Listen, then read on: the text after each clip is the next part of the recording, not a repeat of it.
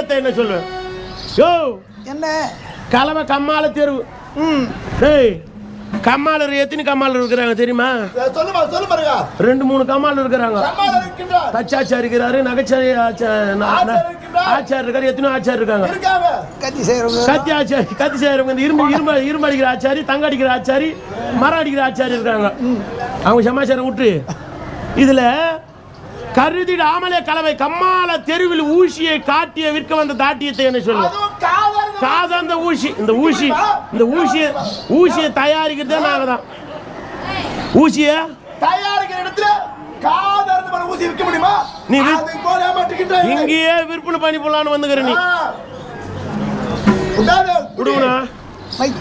கண்ணா கொடுப்பேன் என்று நீ எண்ணாதே, கண்ணா மண்ணை கொடுப்பேன் என்று நீ எண்ணாதே.